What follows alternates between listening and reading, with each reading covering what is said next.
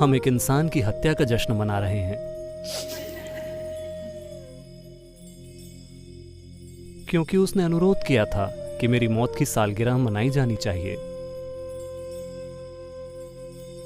नरकासुर, उसका अतीत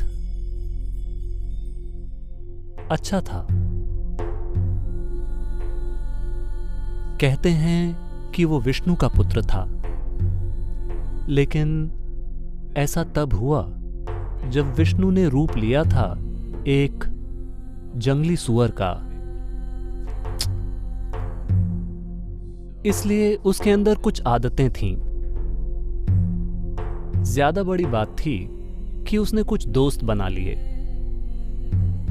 वो मूरा का दोस्त बन गया, जो बाद में उसका सेनापति बना, और दोनों ने बहुत सारी लड़ाइयां लड़ी और हजारों लोगों की हत्या की।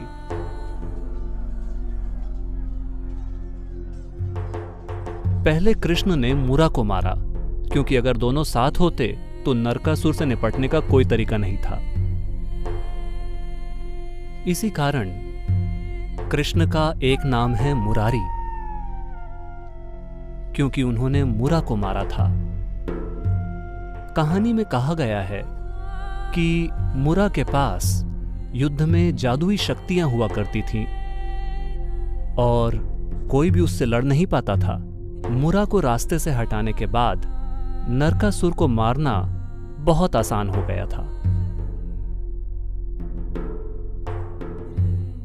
तो ये बहुत से लोगों के साथ होता है। मृत्यु के पल में वे अपनी सीमाओं को महसूस करते हैं। अगर वे अभी महसूस कर लें तो जीवन में सुधार किया जा सकता है, लेकिन ज्यादातर लोग आखिरी पल तक इंतजार करते हैं।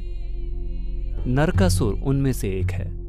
उसने अपना जीवन बिल्कुल गलत जिया और उसे ये उसके जीवन के अंत में महसूस हुआ, और वो बोला, आज आप मुझे मार रहे हैं, लेकिन आप मुझे नहीं, उन सारी गलतियों को मार रहे हैं जो मैंने की हैं। इसका उत्सव मनाया जाना चाहिए।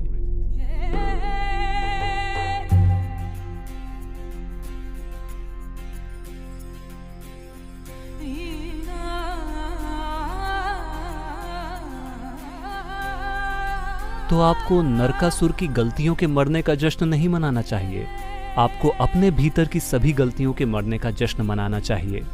सिर्फ तभी असली दीपावली मनाई जाएगी।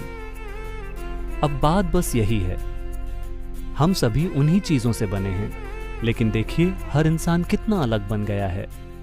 तो जब कृष्ण ने नरकासुर को मारा तो वहां यही हुआ। वे दोनों इतने अलग थे कि नरकासुर को महसूस हुआ हम दोनों एक जैसे हैं, लेकिन देखो मैंने खुद को क्या बनाया है और आपने खुद के साथ क्या किया है। तो नरकासुर के जन्म से अच्छा होने और फिर बुरा बनने की ये कथा महत्वपूर्ण है। ये आपको ये बताने की कोशिश कर रही है कि भले ही आप एक सूअर के गर्भ से पैदा हुए हों, फिर भी ये बहुत अच्छा जन्म है। चीजें इस पर निर्भर करती हैं कि आप खुद को क्या रूप देते हैं। कृष्ण ने खुद को भगवान का रूप दिया, नरकासुर ने खुद को राक्षस बना दिया। या तो आप इंतजार करें कि जीवन आपको पीटे, या आप खुद को पीट कर सीधा कर लें। चुनना आपको है। तो नरकासुर ने चुना कि कृष्ण आएं और उसे पिटाई लगाएं। कृष्ण ने चुना कि वे खुद को पीट कर सीधा करेंगे। ये एक बहुत बड़ा अंतर है।